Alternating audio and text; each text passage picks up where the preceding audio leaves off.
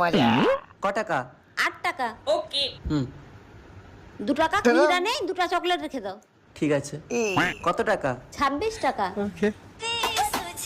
তেরো। 4 টাকা খুচরা নয়, 4টা চকলেট রেখে দাও। ঠিক আছে। 7টা শ্যাম্পু দাও তো। তেরো।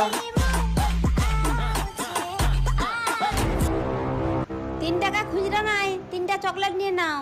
अभी बता दे भाई, अभी बता दे। ঠিক আছে। এই ভাড়া কিছুদিন যাওয়ার পর আমার সাথে চালাকি দাঁড়া, আজকে দেখাবো মজা। আমার নামও নয়ন জানা।